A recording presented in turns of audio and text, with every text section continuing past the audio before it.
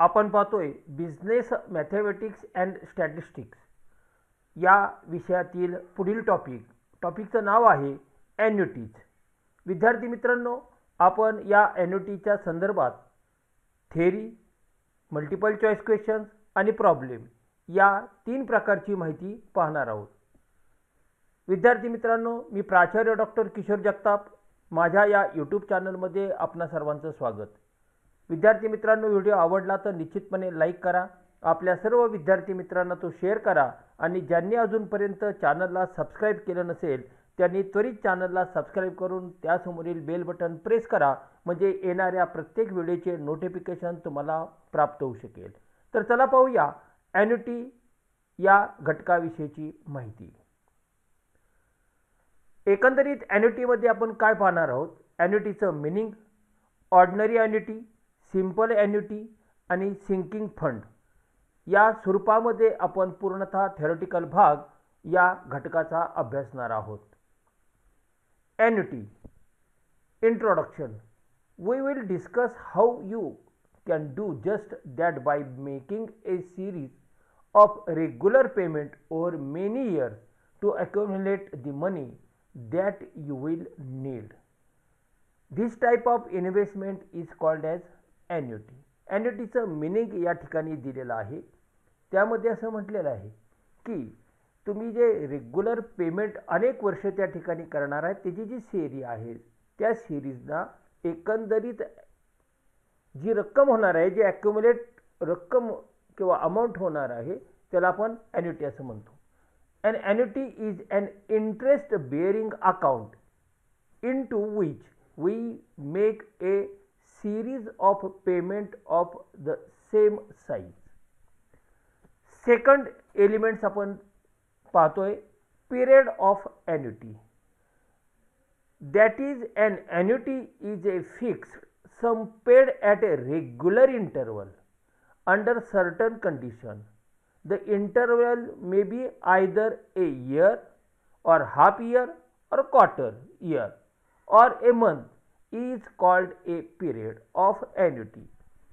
तुम्ही जे पे करणार आहात ते जर इयरली करणार असेल, हाफ इयरली करणार असेल किंवा क्वार्टरली करणार असेल किंवा महिन्याचे करणार असेल तर तो जो पिरियड आहे त्याला पिरियड ऑफ ॲन्युटी असं म्हटलं जातं.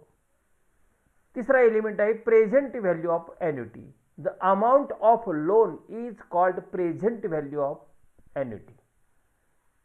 Next element amount of ॲन्युटी.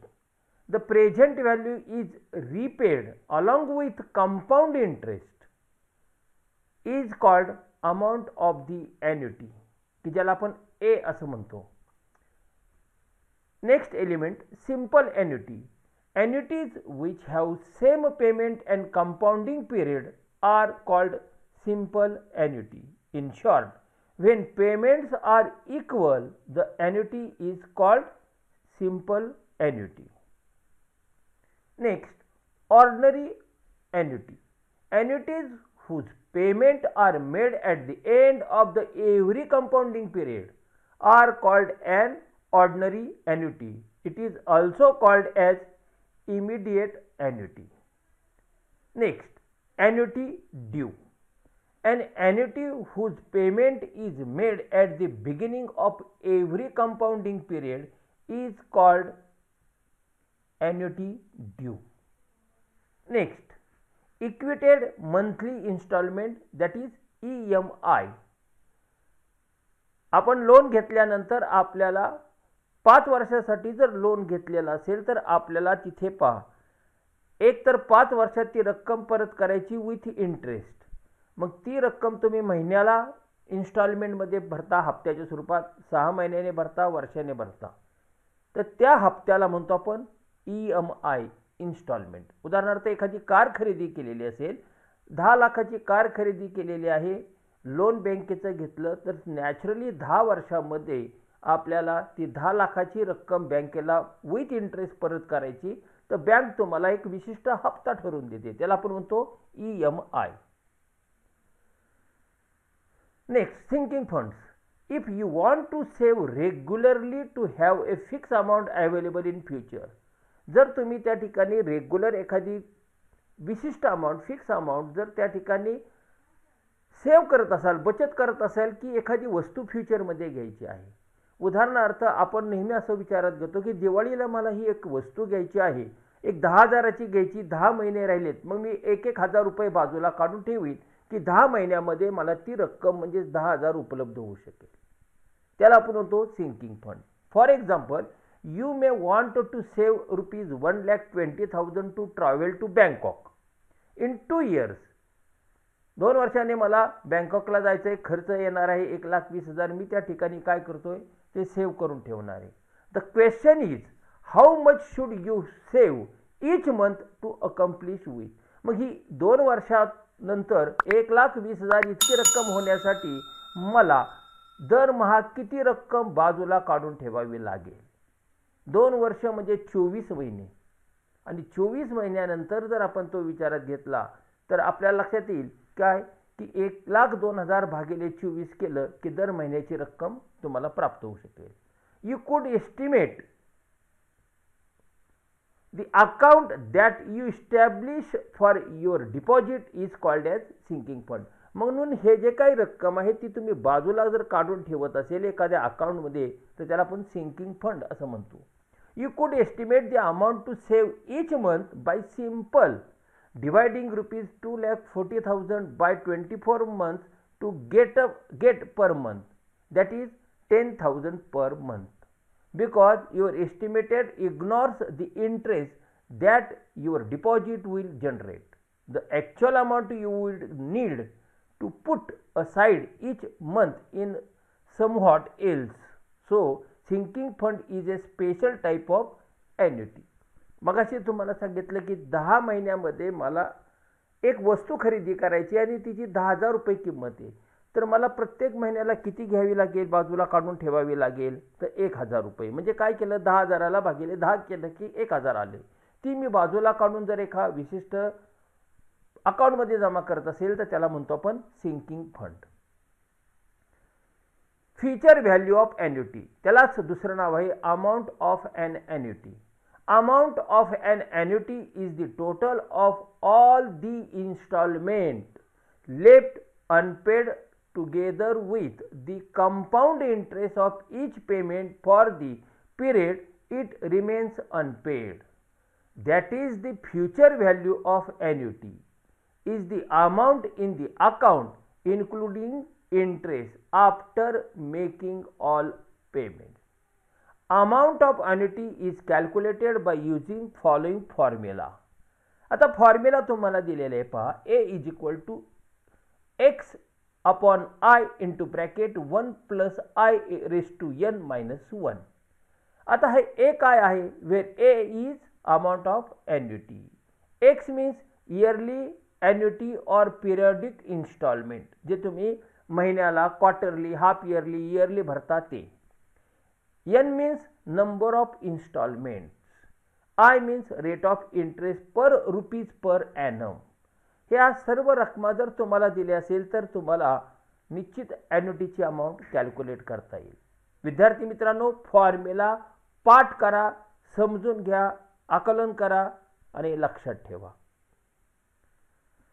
Note 1. If an annuity is payable half yearly and interest is also compounded half yearly, then amount of A is given by.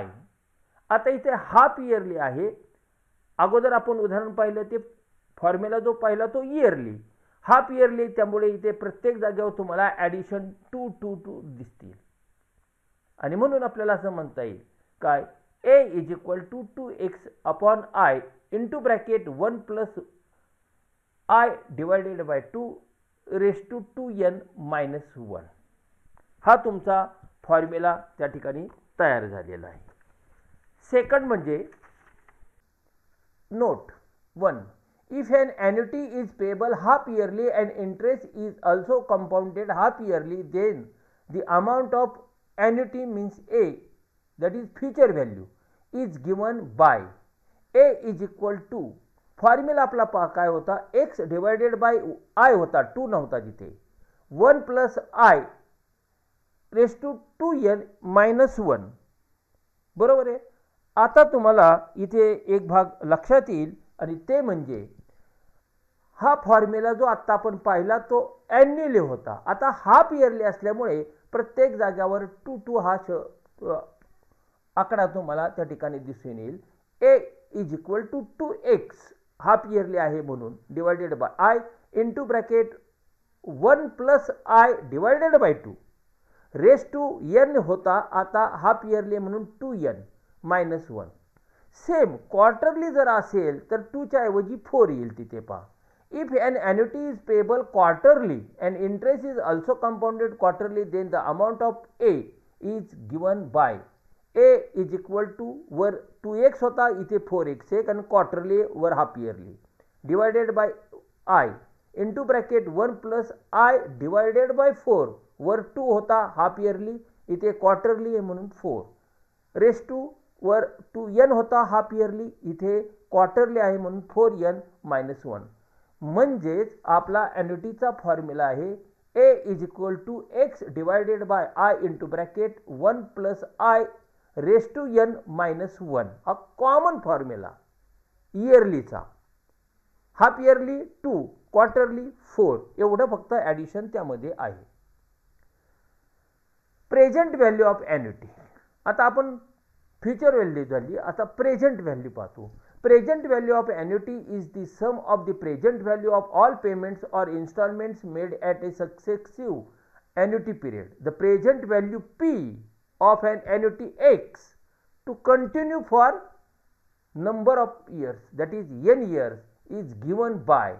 आता present value of annuity चा formula काय दिला आहे? Present value P means P is equal to X divided by I into bracket 1 minus, मगाशी plus होता आता इथे काय आहे minus,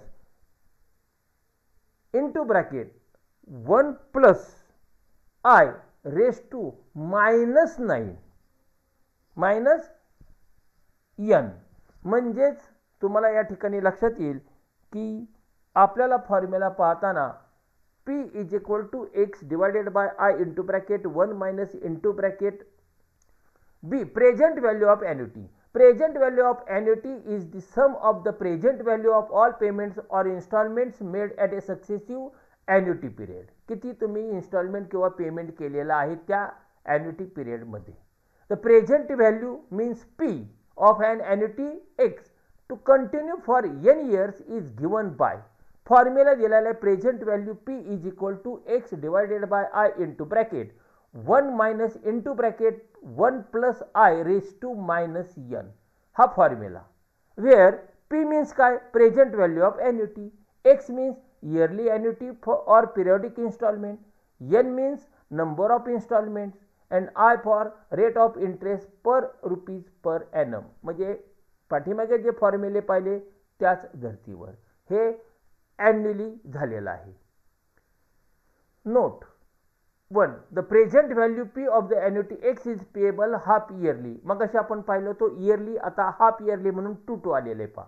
P is equal to 2x upon I into bracket 1 minus into bracket 1 plus I divided by 2 raised to 2 minus 2n.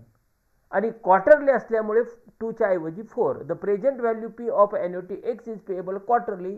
The formula P is equal to 4x divided by I into bracket 1 minus into bracket 1 plus I divided by 4 raised to minus 4n. हे फॉर्म्युले आहेत.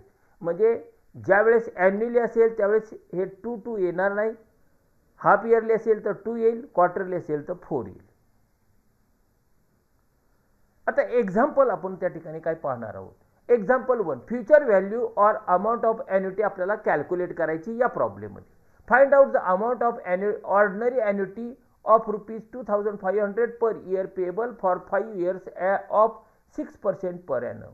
आता तुम्हाला yearly ॲन्युटी म्हणजे x दिलेला आहे 2500 वर, rate of interest I दिलेला आहे 6%. 6% म्हणजे 6 डिवायडेड बाय 100 म्हणजेच 0.06. त्याचा मिनिंग 6% म्हणा, 6 डिवायडेड बाय 100 म्हणा किंवा 0.06 म्हणा, meaning same. Number of instalment n 5 years. आता शोधून काय काढायचं आहे, ए काढायचं आहे आपल्याला, that is amount of annuity, that is आपल्याला ते शोधून काढायचं आहे. लाल अक्षरात दिले ते आपल्याला शोधून काढायचं आहे. फॉर्म्युला आपल्याला माहिती आहे ॲन्युअलचा, A is equal to X upon I into bracket 1 plus I raise to N minus 1, हा आपला फॉर्म्युला आहे. आता तुम्ही त्या ठिकाणी किमती घाला. एक्सची किंमत आहे 2500 डिवायडेड बाय आय, आयची किंमत 0.06 तिथं काढलेली आहे इंटू ब्रॅकेट 1 प्लस आयची किंमत परत 0.06 रेस टू एन म्हणजेच number of installment that is 5 minus 1. हे कॅल्क्युलेशन केल्यानंतर 2500 डिवायडेड बाय 0.06चं कॅल्क्युलेशन केलं तर 41.667 मल्टिप्लाय बाय दुसरं कॅल्क्युलेशन ब्रॅकेटचं केलं 1 प्लस 0.06 रेस टू 5 मायनस 1, हे जर कॅल्क्युलेशन केलं तर ते येतं 0.338, म्हणजे 41.667 multiply by 0.338 is equal to rupees 14,092.73, म्हणजे 14,092 रुपये 73 पैसे ही त्याची एची व्हॅल्यू आलेली आहे. फॉर्म्युला पार्ट असेल तर निश्चितपणे होईल. आता हाफ इयरली समजा हे इन्स्टॉलमेंट असतं तर आपल्याला 2x करावं लागलं असतं, आय डिवायडेड बाय 2 करावं लागलं असतं, म्हणजे 2 वापरावं. क्वार्टरली असतं तर 2च्या ऐवजी 4 आपल्याला वापरावं लागलं असतं.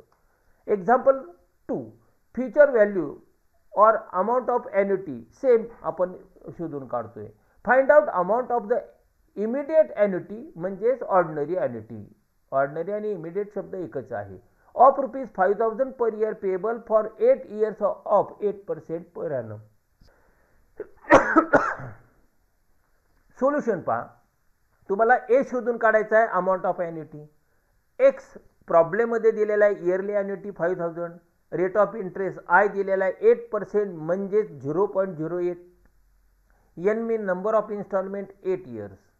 फॉर्म्युला पार्ट आहे आपला, A is equal to x divided by I into bracket 1 plus I raise to N minus 1. एक्सची व्हॅल्यू 5000 आहे, आयची व्हॅल्यू 0.08 आहे इंटू ब्रॅकेट 1 प्लस आयची व्हॅल्यू 0.08 आहे रेस टू 8 मायनस 1. आता 5000 डिवायडेड बाय 0.08 केलं की तुम्हाला व्हॅल्यू मिळेल 62.500. मल्टिप्लाय बाय ब्रॅकेटचं कॅल्क्युलेशन केलं तर व्हॅल्यू मिळेल 0.8509. आता 62.500 मल्टिप्लाय बाय 0.8509 जर केलं तर ॲन्सर येईल रुपीज 53.18313 इतकं. म्हणजेच तुमची अमाऊंट ऑफ ॲन्युटी आहे 53.18313. थर्ड स्टेजमध्ये आता एक्स कॅल्क्युलेट करायचा. एक्स कॅल्क्युलेट करायचा म्हणजे काय, 15 लाख गुणिले 0.1 म्हणजेच 1,50,000, कारण 0.1 म्हणजेच 10%, बरोबर ना. 1 डिवायडेड बाय 10 म्हणजे 1 15 लाखावरचा गेला 1,50,000 आले भागिले 15,937. 1,50,000ला 15,937 ने भागलं की अमाऊंट तुम्हाला एकची म्हणजेच इयरली ॲन्युटीची रक्कम मिळेल 94,118 रुपये 9 पैसे इतकी. हे झालं सिंकिंग फंडाचं उदाहरण. आता एक्झाम्पल 4, आता प्रेझेंट व्हॅल्यूचे 2 उदाहरण आपण पाहू. A Patil purchase and air condition on 5 equal instalment of rupees 5000 each at 5% per annum. Find out present value. X म्हणजे इयरली ॲन्युटी तुम्हाला दिलेली आहे 5000, आय रेट ऑफ इंटरेस्ट दिलेला आहे 5%, 5% म्हणजेच 5/100 म्हणजेच 0.05. N number of instalment 5 years. P means present value of annuity. आता ती तर शोधून काढायची आहे आणि आपला फॉर्म्युला आहे P is equal to x divided by I into bracket 1 minus into bracket 1 plus I raise to minus n. आता P ची व्हॅल्यू काढायची. एक्सची तुमच्याकडे आहे किती, 5000 divided by 0.05 into bracket 1 minus into bracket 1 plus आयची व्हॅल्यू 0.05 रेस टू 5. 5,000ला 0.05ने जर भागितलं तर अमाऊंट येईल 1,00,000. आता प्रश्न राहिला त्या ब्रॅकेटचा. ते ब्रॅकेट सॉल्व्ह केल्यानंतर तुमच्या लक्षात येईल 1 तसाच मायनस हा जो दुसरा ब्रॅकेट आहे त्याचं कॅल्क्युलेशन केल्यानंतर अमाऊंट येते पहा 2164738,335. आता तुम्हाला लक्षात येईल की 1,00,000 इंटू ब्रॅकेट 1 मायनस 2164738,335 जर केल्यानंतर अमाऊंट म्हणजेच प्रेझेंट व्हॅल्यू येईल 21,647.38 इतकी. पाचवं उदाहरण परत प्रेझेंट व्हॅल्यूचंच आपण पाहणार आहोत. A Jadhav purchase on furniture on 10 equal instalment of ₹12,000 each at 8% per annum. Find out present value. X means yearly annuity आहे 12,000. I means rate of interest in percentage per annum 8%, that is 0.08. N means number of installment 10 years. P means present value of annuity. ती आपल्याला काढायची. परत formula आपला तोच P is equal to x divided by I into bracket 1 minus into bracket 1 plus I raised to minus 9. x ची value आहे 12,000 divided by 0.08. I ची value into bracket 1 minus into bracket 1 plus I ची value 0.08 raised to 10. 12,000ला 0.08 ने भागितलं तर तुमची value येते 1,50,000 into bracket 1 minus हे bracket दुसऱ्या ब्रॅकेटची व्हॅल्यू आहे 0.5368065119. आता याचं कॅल्क्युलेशन केल्यानंतर तुम्हाला पी ची व्हॅल्यू मिळेल 80,520.98 इतकी. अशा प्रकारे आपण फ्युचर व्हॅल्यूची 2, प्रेझेंट व्हॅल्यूची 2 आणि सिंकिंग फंडाचं एक उदाहरण इथे पाहिलेलं आहे. थेरॉटिकली भाग आणि हे जे प्रॉब्लेम आहे याच्याच आधारे आपल्याला पुढील प्रश्नांची उत्तर देता येतील आणि ते म्हणजेच multiple choice question. Question number 1 तुम्हाला त्या ठिकाणी दिलेला आहे पहा. Question number 1, an annuity is a fixed sum paid at regular interval under certain condition is known as. काय त्याची व्हॅल्यू तर त्याला म्हणतो आपण period of annuity, that is a. Question number 2, immediate annuity is also non as. मग अशी आपण problem सोडवतानाच पाहिलं त्यालाच काय म्हणतो आपण simple annuity. Question number 3, annuities which have same payment and compounding period are called as simple annuity. Theoretically भाग तुम्ही जर चांगला केलेला असेल तर निश्चितपणे या सगळ्या प्रश्नाची उत्तरं तुम्हाला देता येऊ शकेल. Question number 4, the present value is repaid along with the compound interest is called amount of the annuity. B. Question number 5, annuities whose payment are made at the end of the every compounding period are called as ordinary annuity. D. Question number 6, if you want to save regularly to have a fixed amount available in the future, the account that you establish for your deposit is called sinking fund. या 6 प्रश्नांची उत्तरं पहा theoretically भागामध्येच तुम्हाला सापडतील. Theoretical भाग चांगला केला असेल तर ह्या 6 प्रश्नांची उत्तरं तुम्हाला सहजासहजी देता येऊ शकेल. Question number 7, dash of annuity is the sum of the present value of all payments or installment made at successive annuity period, that is present value. याचं मिनिंगच प्रेझेंट व्हॅल्यू आहे. म्हणजे वाक्य झालं आपलं present value of an annuity is the sum of the present value of all payment or instalment made at a successive annuity period A. आता इथे problem तुम्हाला दिलेले आहेत ते प्रॉब्लेम मात्र तुम्हाला माहिती असणं आवश्यक आहे. Question number 8, find the present value of annuity of ₹5,000 per year for 20 years of 10% per annum. आता इथे तुम्हाला पहा फॉर्म्युला तुमचा आहेच आहे. त्या फॉर्म्युल्याच्या आधारे तुम्ही जर गेलात प्रेझेंट व्हॅल्यूचा फॉर्म्युला काय P is equal to x divided by I into bracket 1 minus into bracket 1 plus I raise to minus 9. हा तुमचा फॉर्म्युला आहे. या फॉर्म्युल्यानुसार पहा एक्सची व्हॅल्यू दिली 10 लाख बरोबर आहे.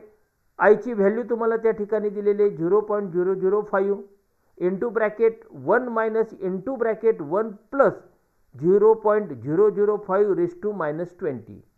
आता हे 5000 डिवायडेड बाय 0.005चं कॅल्क्युलेशन केलं तर तुम्हाला अमाऊंट येईल 10 lakhs इंटू ब्रॅकेट 1 मायनस हा जो दुसरा ब्रॅकेट आहे त्याचं कॅल्क्युलेशन केलं तर अमाऊंट येईल 0.9051. 10 lakhs तुमचे तसेच. आता 1 मायनस 0.9051चं जर कॅल्क्युलेशन केलं तर अमाऊंट येते 0.0949. याचाच अर्थ 10 lakhs मल्टिप्लाय बाय 0.0949 आणि म्हणून ॲन्सर येईल तुमचं 94,900 म्हणजेच A. Question number 9. The cash price of a flat rupees 35 lakhs. Mr. Pawar paid rupees 5 lakhs of this in cash and borrowed the remaining amount from bank at 10% per annum repayable in monthly equal installments paid over 15 years. Find the amount of installment. आता इथे तुम्हाला instalment शोधून काढायचं आहे. पहा तुम्हाला formula परत माहिती आहे. एक्स आपल्याला शोधून काढायचा आहे. इथे एक्स शोधून काढायचा आहे. आपला फॉर्म्युला आहे p is equal to x divided by 1 into bracket 1 minus into bracket 1 plus I raise to -9. Okay. P तुम्हाला दिलेला आहे किती 35 lakhs, परंतु त्यातले कॅश 5 लाख पेड केलेत. म्हणजे आपल्याला बँकेकडून किती लोन घ्यायचं आहे 30 लाख. म्हणजेच प्रेझेंट व्हॅल्यू तुम्हाला लोनची किती आहे 30 लाख. 35 लाखाचा फ्लॅट आहे पण तुम्ही कॅश किती पेड करताय 5 लाख. मग बँकेकडून तुम्हाला किती लोन मिळणार आहे घ्यावं लागणार आहे 30 लाख. म्हणजे 30 लाख ही तुमची काय झाली प्रेझेंट व्हॅल्यू. आर मीन्स किंवा आय रेट ऑफ इंटरेस्ट 10%. 10% म्हणजेच किती झाले तुमचे 1.10. एन पिरियड दिलेला आहे तुमचा किती आहे इयरली आहे 15 वर्षाचा आहे. त्यामुळे एन तुमचा आला 15 इयर्स इंटू 12 महिन्याप्रमाणे 180 दिवस. कारण इन्स्टॉलमेंट शोधून काढायचं आहे. आणि I rate of interest per rupees पर 100 जे दिलेले आहे ते 10 डिवायडेड बाय 1200. आता हे सगळं तुम्हाला मिळाल्यानंतर आपला फॉर्म्युला जो आहे त्या फॉर्म्युल्यामध्ये हे अमाऊंट बसवा. P is equal to that is present value 30 lakh is equal to x माहिती नाही तो तर शोधून काढायचा आहे.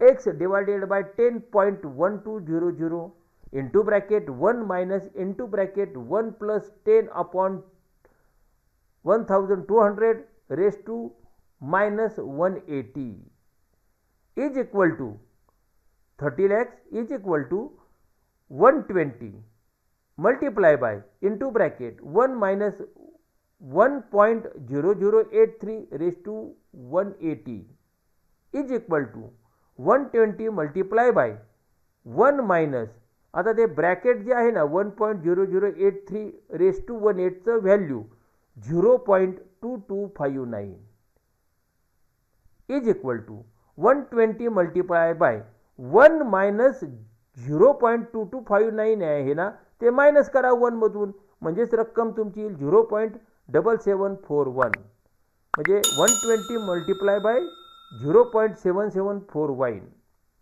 पुढे x is equal to 30 lakhs divided by 92,892 that is equal to 32,296. 32,296 म्हणजेच आन्सर आलं D. Question number 10. Find the amount of annuity of rupees 4,000 payable quarterly for 4 years at 10% per annum. आता याचा फॉर्म्युला तुम्हाला काय दिले एक्सची व्हॅल्यू दिली आहे 4,000 आयची व्हॅल्यू दिलेली आहे 0.025 आणि एन आहे 4 years बरोबर आहे. The amount of the annuity is given by A is equal to x divided by I into bracket 1 plus I raise to 4n minus 1. एक्सची व्हॅल्यू आहे 4,000 divided by 0.10 into bracket 1 plus 0.025 raise to 4 n minus 1. त्याची value calculate केल्यानंतर 4000 divided by 0.10 ची value आली 40,000 आणि ह्या ब्रॅकेटमधली जी किंमत आहे त्याची व्हॅल्यू आली 1.4845 मायनस 1. या दोघांचं कॅल्क्युलेशन केलं की अमाऊंट तुमची मिळेल तुम्हाला 19,380.22. 19,380 म्हणजेच बी.